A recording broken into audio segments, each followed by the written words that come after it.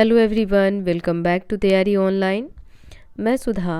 आज की इस वीडियो में बच्चों हम कक्षा 11वीं के हिंदी पाठ्य पुस्तक अंतरा भाग 1 का 14वां अध्याय पढ़ने वाले हैं, जिसमें कवि नागार्जुन जी द्वारा लिखित एक कविता दी गई है, बादल को घिरते देखा है।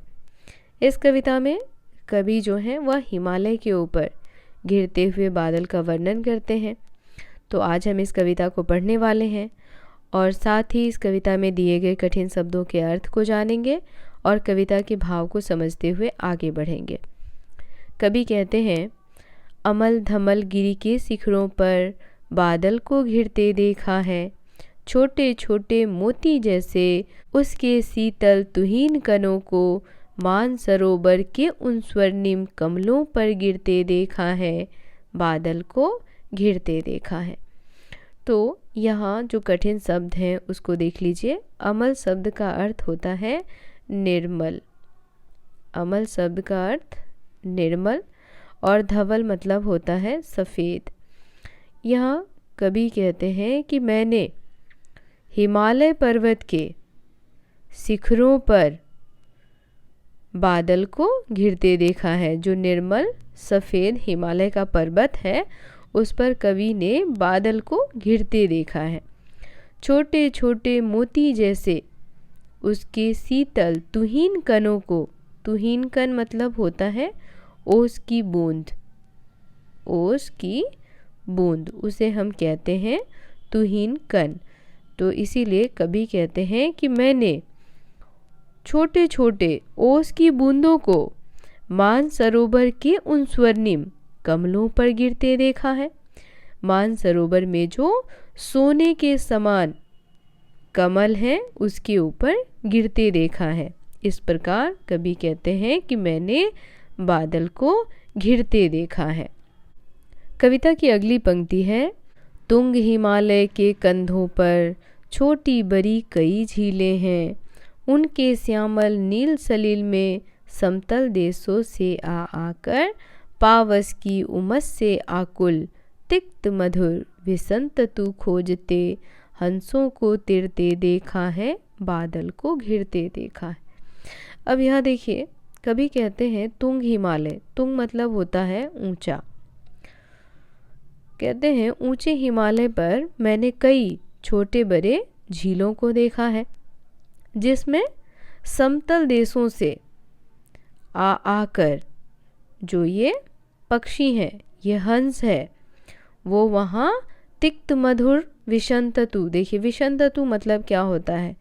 विषंततु कह सकते हैं आप इसे, तंतु कह सकते हैं जिसे ढूंढ करके वो खाते हैं, या कह सकते हैं कमल नाल के भीतर स्थित वो जो कोमल रेशे होते हैं जिसको खा करके हंस अपना जीवन यापन कर रहे हैं। तो कहते हैं कि वहाँ के झीलों में उन्होंने कई हंसों को देखा है जो पावस की उमस से आकुल होकर, वर्षा ऋतु के बाद जो एक उमस उत्पन्न होता है उससे आकुल होकर वह कहाँ आ गए हैं, हिमालय पर्वत पर स्थित उन झीलों में, और वहीं वो अपना जीवन यापन कर रहे हैं। कविता की अगली पंक्ति है, ऋतु वसंत का सुप्रभात था, मंद मंद था अनिल बह रहा, वालारुण की मृदु किरणें थीं, अगल बगल स्वर्णिम शिखरे थे, एक दूसरे से बिरहित हो अलग अलग रहकर ही जिनको सारी रात बितानी होती, निशा काल से चिर अभिशापित बेबस उस चकवा चकवई का, बंद हुआ क्रंदन फिर उनमें उस महान सरोवर के तीरे, सैलाबों की हरी दरी पर प्रणय कलह छिड़ते देखा है, बादल को घिरते देखा है। अब यहाँ कवि जो हैं वो वसंत ऋतु की बात कर रहे हैं। कहते हैं कि वसंत ऋतु का सुप्रभात यानी सवेरा था और अनिल भी मंद मंद बह रहा था। अनिल शब्द का अर्थ होता है हवा। हवा भी मंद मंद बह रहा था। वालारुण की मृदु किरणें थी। वालारुण का अर्थ होता है बच्चों सूर्य। कवि कह रहे हैं कि सूर्य की किरणें भी कैसी थी, मृदु थी, मधुर थी। अगल बगल स्वर्णिम शिखरे थे, और अगल बगल में क्या दिखाई दे रहा था, सोने जैसे चमकीले शिखर। एक दूसरे से विरहित हो, अलग अलग रहकर ही जिनको सारी रात बितानी होती। कहते हैं कि एक दूसरे से विरहित हो यानी बिछड़ कर ही जिन्हें सारी रात बितानी होती। निशाकाल से चिर अभिशापित बेबस उस चकवा चकवई का बंद हुआ क्रंदन। कहते हैं कि चकवा चकवई को क्या था? अभिशाप था कि वे रात को एक दूसरे से अलग हो जाएंगे, यानी वे अभिशापित थे। जैसे ही रात होता वे एक दूसरे से अलग हो जाते। उसके बाद कहते हैं फिर उनमें उस महान सरोवर के तीरे शैवालों की हरी दरी पर प्रणय कलश छिड़ते देखा। फिर क्या देखते हैं कभी कि जैसे ही सुबह होता है और उस चकवा चकवई को प्यार भरी छेड़छाड़ करते हुए वे कहाँ देखते हैं? सरोवर के तीरे यानी उस तालाब के किनारे। तीरे यानी किनारे। इस प्रकार कवि जो हैं वो बादल को घिरते देखते हैं। कविता की अगली पंक्ति है, दुर्गम बर्फानी घाटी में 7 सहस्र फुट ऊंचाई पर अलख नाभि से उठने वाले निज के ही उन्मादक परिमल के पीछे धावित हो होकर तरल तरुण कस्तूरी मृग को अपने पर चिढ़ते देखा है, बादल को घिरते देखा है। अब यहाँ देखिए, दुर्गम, दुर्गम शब्द का अर्थ होता है एक ऐसा जगह जहाँ जाना क्या हो? मुश्किल हो। जहाँ जाना मुश्किल हो उसे हम दुर्गम कहते हैं। बर्फानी यानी बर्फ से घिरी हुई घाटी। 7 सहस्र यानी सैकड़ों, हजारों। 7 मतलब होता है 100 और सहस्र मतलब होता है हजारों। तो सैकड़ों हजारों फुट की ऊंचाई पर वह क्या देखते हैं? अलख नाभि से उठने वाले, नाभि के अंदर उठने वाले निज के उस उन्मादक परिमल। परिमल मतलब होता है बच्चों सुगंध। परिमल मतलब होता है सुगंध। और उन्मादक मदमस्त करने वाला। तो वह मदमस्त करने वाला जो सुगंध है वह नाभि से उठ रहा है, जिसके पीछे कौन दौड़ रहा है? कस्तूरी मृग। मृग के अंदर, मृग कहते हैं किसको? हिरन को कहते हैं। जिसके अंदर से क्या उठता है? सुगंध उठता है और वह उस सुगंध के पीछे भागता रहता है, जिसे वह कभी पा नहीं पाता है, जिस वजह से वह स्वयं पर ही चिढ़ने लगता है। और आगे कवि कहते हैं कि मैंने हिमालय पर बादल को घिरते देखा है। कविता की अगली पंक्ति है, कहाँ गया धनपति कुबेर, वह कहाँ गई उसकी वह अलका। नहीं ठिकाना कालिदास के व्योम प्रवाही गंगा जल का, ढूंढा बहुत परंतु लगा क्या, मेघदूत का पता कहीं पर। कौन बताए वह छाया में, बरस पड़ा होगा न यहीं पर। जाने दो वह कभी कल्पित था, मैंने तो भीषण जारों में नभचुंबी कैलाश शीर्ष पर महामेघ को झंझानिल से गरज बरज भिड़ते देखा है, बादल को घिरते देखा है। अब आगे कवि कहते हैं, कहाँ गया वह धनपति कुबेर। धनपति यानी धन का पति, धन का देवता किसको कहते हैं बच्चों? कुबेर को कहते हैं। कुबेर को क्या कहते हैं? धन का देवता। कहते हैं कहाँ गया धनपति कुबेर, वह कहाँ गई उसकी वह अलका। अलका जो है वह कुबेर जी की नगरी है। कुबेर जहाँ रहते हैं उस जगह को क्या कहते हैं? अलका कहते हैं। नहीं ठिकाना कालिदास के व्योम प्रवाही गंगा जल का। कहते हैं कालिदास जी ने जो व्योम प्रवाही यानी आकाश, व्योम मतलब क्या होता है? व्योम मतलब होता है आकाश, आकाश, और प्रवाही यानी बहने वाले।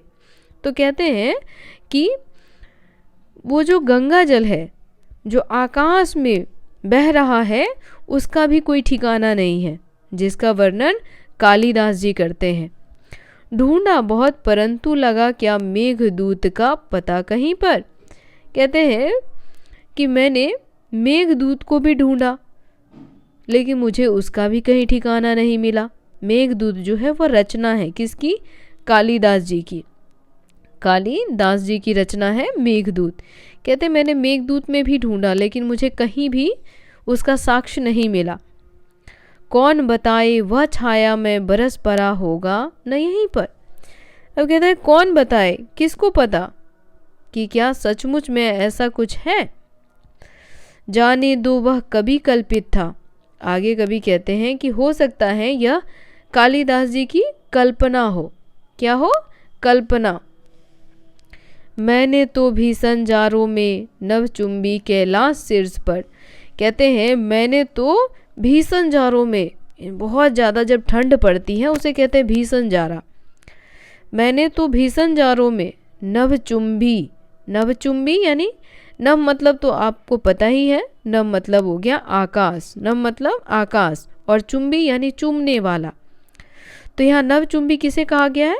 कैलाश पर्वत को कहा गया है।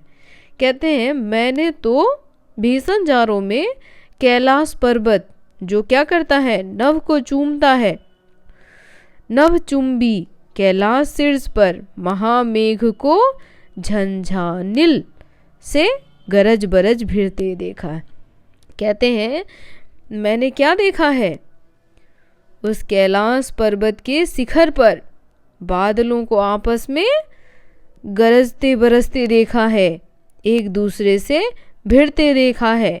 मैंने इस प्रकार बादल को घिरते देखा है। आगे कभी कहते हैं सत सत निर्झर निर्झरनी कल मुखरित देवदारू कानन में सोनित धवल भोजपत्रों से छाई हुई कुटी के भीतर रंग बिरंगे और सुगंधित फूलों से कुंतल को साजे इंद्रनील की माला डाले शंख सरीखे सुगढ़ गलों में कानों में कुबले लटकाए सतदल लाल कमल वेनी में रजत रचित मणि खचित कला में पान पात्र द्राक्षा सब पूड़ित रखे सामने अपने अपने लोहित चंदन की तृप्ति पर नरम निदाग बाल कस्तूरी मृग छालों पर पलथी मारे मदिरारुण आँखों वाले उन उन्मद किन्नर किन्नरियों की मृदुल मनोरन उंगलियों को बंसी पर फिरते देखा है, बादल को घिरते देखा है। अब इन पंक्तियों का भाव समझिए बच्चों। कभी कहते हैं कि सत सत, सत मतलब होता है 100, सत मतलब होता है 100, और यहाँ पर देवदारू, देवदार के वृक्ष है ना, उसका वर्णन किया गया है। कानन, कानन शब्द का अर्थ होता है बच्चों जंगल, कानन मतलब जंगल। कभी कहते हैं कि मैंने सैकड़ों निर्झर निर्झरनी यानी कि झरने, निर्झर निर्झरनी मतलब क्या होता है बच्चों? है झरना। तो कहते हैं मैंने तो सैकड़ों झरनों को देवदार के जंगल में कलकल करके बहते देखा है। सोनित धवल भोजपत्रों से छाई हुई कुटी के भीतर। सोनित मतलब होता है लाल, सोनित मतलब क्या होता है? लाल, और धवल मतलब तो आपको पता ही है सफ़ेद। तो कहते हैं लाल और सफ़ेद भोजपत्रों से बनी हुई कुटी यानी कुटिया के भीतर रंग बिरंगे और सुगंधित फूलों से कुंतल को साजे। कहते रंग बिरंगे और सुगंधित फूलों से कुंतल, कुंतल मतलब क्या होता है? कुंतल मतलब होता है बच्चों बाल, है ना। तो यहाँ पर बालों की जो चोटी होती है ना उसको कहा गया है कुंतल, बालों की चोटी। तो कहते हैं सुंदर सुंदर रंग बिरंगे और सुगंधित फूलों से जो है वो बालों की चोटी को क्या कर रखे हैं? सजा रखे हैं। ते इंद्रनील की माला डाले, इंद्रनील मतलब होता है नीलम, इंद्रनील मतलब नीलम, या कह सकते हैं नीले रंग का जो कीमती पत्थर होता है ना उसे भी हम इंद्रनील कहते हैं।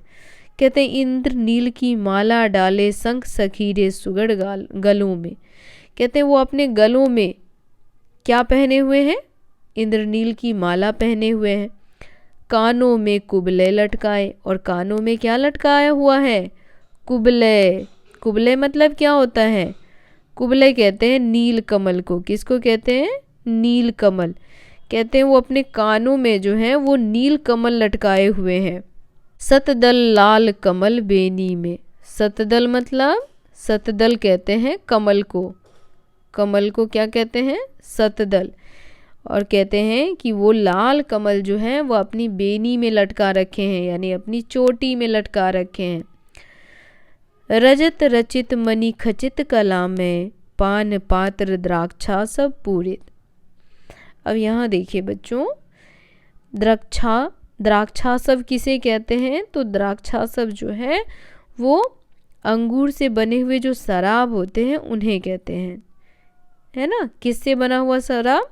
तो जो शराब बना होता है अंगूरों से, उसे हम कहते हैं द्राक्षा सब। ठीक है, यहाँ मैं लिख देती हूँ, देखिए द्राक्षा सब। तो कहते हैं रजत, रजत मतलब होता है चांदी, और मणि तो आप समझते ही हैं, मणि को कहते हैं। तो कहते हैं कि वो पान पात्र जिसमें क्या रखा हुआ है? अंगूरों की शराब, जो बनी हुई है किससे? चांदी से, और उसमें जरे हुए हैं मणि। रखे सामने अपने अपने लोहित चंदन की तृप्ति पर। कहते हैं सभी जो हैं वह अपने सामने लोहित चंदन, लोहित मतलब क्या होता है? लोहित, लाल, लाल को क्या कहते हैं? लोहित। और तृप्ति, तृप्ति कहते हैं तिपाई को। तो कहते हैं कि सभी अपने सामने जो है वो लाल रंग के तिपाई पर रखे हैं। क्या रखे हैं? तो वो पान पात्र रखे हुए हैं। नरम निदाग बाल कस्तूरी मृग छालों पर पलथी मारे। और सभी जो हैं वो मृग छालों पर पलथी मार करके बैठे हुए हैं। अब यहाँ एक शब्द है बच्चों, निदाग। देखिए निदाग, निदाग मतलब क्या होता है? निदाग शब्द का अर्थ होता है दाग से रहित, जिसमें दाग ना हो, जो बिल्कुल साफ सुथरा और अच्छा हो, उसे कहते हैं हम निदाग। मदिरारुण आँखों वाले उन उन्मद किन्नर किन्नरियों की। कहते हैं यहाँ पर किसकी बात कर रहे हैं? कवि किन्नर किन्नरियों की बात कर रहे हैं, जिनकी आंखें क्या हो रखी हैं? मदिरारुण, यानी नशे में भरी हुई हैं। जो नशीली आंखें होती हैं उसे कहते हैं हम मदिरारुण। मृदुल मनोरम उंगलियों को बंसी पर फिरते देखा है, बादल को घिरते देखा है। तो यहाँ कवि जो है वह कहते हैं कि वो मदमस्त आँखों वाले जो किन्नर किन्नरियाँ हैं वो क्या कर रहे हैं? अपनी कोमल मनोरम उंगलियों से बांसुरी बजा रहे हैं। इस प्रकार कवि कहते हैं कि मैंने ये सभी चीज़ें देखी हैं, बादल को घिरते देखा है। तो बच्चों ये कविता यहीं समाप्त होता है। कविता आपको कैसा लगा कमेंट करके बताना बिल्कुल ना भूलें। ये कविता आपको पसंद आई हो तो इसे अपने दोस्तों को भी शेयर करें। वीडियो पसंद आया हो तो इसे लाइक करें, हमारे चैनल को सब्सक्राइब करें।